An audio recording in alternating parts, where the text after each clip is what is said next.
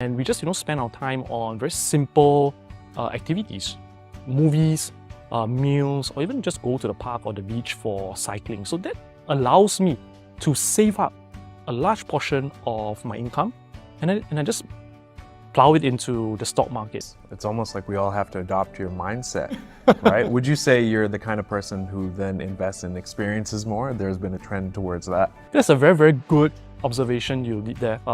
I love experiences. I love to travel. Okay, there's always going to be changes. I really enjoyed talking with you. You've got a wealth of experience.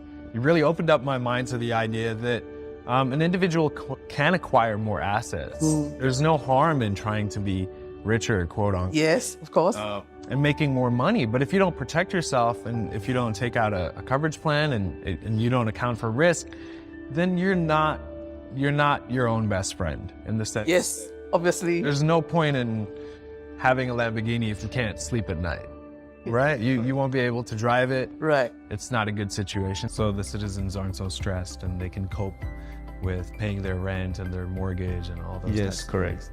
Okay. Our government aim is still to remain HDB prices to remain affordable Right. for its citizens. That's why it provides grants for first-timers to help them with their first purchase. Thanks for guiding this interview as well. You've had a lot of insight, which I didn't have here.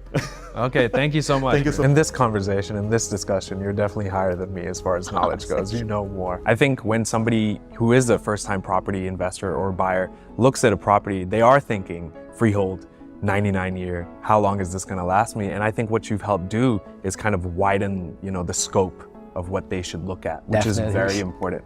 Okay. My view on this is you have to stay disciplined. Be watchful for those red flags. We've all got to be a bit more alert then. Life is a bit Absolutely. more like a Netflix show now. Okay, we might get large sums of cash in a suitcase and we should reject it. It's usually never as dramatic as that, but yes. Okay. What's the correlation between the exchange of resources and building a better world? Philanthropy and passion should kind of walk side by side, go hand in hand. Exactly. I'm very good, Roshan. Yeah. I heard that your signature was coming to an interview, having a jolly good time, but also getting down to the nitty-gritty of what's happening in finance. So you've got years worth of experience in the financial sector. Sadly, yes. Not sadly. How did you begin and how's the journey been so far? I'm sure millennials, they get stressed. They find it difficult, right, to save for the future. Maybe they're just not sure where to start. And that's where you come in.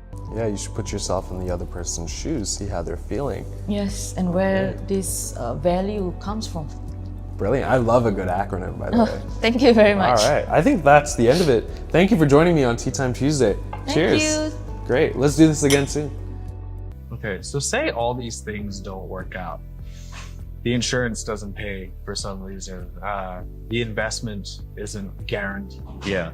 Right? The rainy day fund, it was too rainy. It's all gone. Okay. Right? All the money's gone. What else should millennials do to protect themselves? Right. So I have this special fund called the Bad Day Fund. Compounding interest. Yeah. Which That's we the have to secret. discuss after this. Yes. I'm gonna do Let me show you the secret. that. Okay. Yeah. Let's go. Thank Awesome. you so much, Vince.